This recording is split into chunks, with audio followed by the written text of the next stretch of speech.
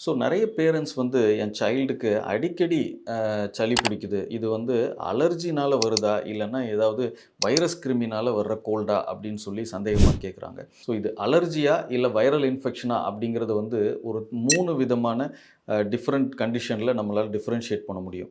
முதல் விஷயம் வந்து யூசுவலா கோல்டு வருது அப்படின்னு சொன்னா, அது வந்து ஃபீவரோட சேர்ந்து தான் இருக்கும். ஒரு மைல்டு ஃபீவரா இருக்கலாம். சில டைம் இது ஹை ஃபீவரா கூட ஆகுறதுக்கு வாய்ப்பு இருக்கு. அலர்ஜியா இருந்ததுன்னு சொன்னா, கண்டிப்பா ஃபீவர் இருக்காது.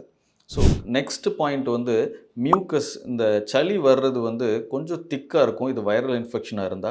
சில டைம் வந்து இனிஷியலா ஸ்டார்ட் பண்ணும்போது வாட்டரியாவும், அதுக்கப்புறம் கொஞ்சம் 2, 3 நாள் ஆகும்போது இது எல்லோவா இல்ல கிரீன் கலர்ல மியூக்கஸ் கொஞ்சம் திக்கா இருக்கும்போது, இத வைரல் இன்ஃபெக்ஷன் அப்படின்னு நம்ம டிஃபரன்ஷியேட் பண்ண முடியும். இதுவே அலர்ஜியா இருந்ததுன்னா திக் ஆகாது. ஒன்லி தண்ணி மாதிரி மட்டும் தான் இது வடிஞ்சிட்டே இருக்கும். ஸோ இது மூலமா இது அலர்ஜி அப்படின்னு சொல்லி நம்ம டிஃபரன்ஷியேட் பண்ண முடியும். இதே மாதிரி டியூரேஷன் இது வைரல் இன்ஃபெக்ஷனா இருந்ததுன்னா, யூசுவலி ஒரு 5 to 7 டேஸ்ல கம்ப்ளீட்டா வைரல் இன்ஃபெக்ஷன் வந்து கியூர் ஆயிடும். இதுவே அலர்ஜியா இருந்தா சில டைம் வந்து 3 வீக்ஸ், 4 வீக்ஸ்ன்னு சொல்லி வாரக்கணக்குல தொடர்ந்து கோல்டு இருந்துகிட்டே இருக்கும். தண்ணியா சளி மாதிரி கட்டி ஆகாம, தண்ணியாவே ஒரு 4, 5 வீக்ஸ் தொடர்ந்து வடியுதுன்னு சொன்னா, இது அலர்ஜி அப்படின்னு சொல்லி நம்ம டிஃபரன்ஷியேட் பண்ணலாம். இன்னுமே உங்களுக்கு இது சம்மந்தமா டவுட்ஸ் இருந்தா கமெண்ட் செக்ஷன்ல கேளுங்க. இல்ல பீடியாட்ரிஷியன்ட்ட டிஸ்கஸ் பண்ணலாம். Thank you.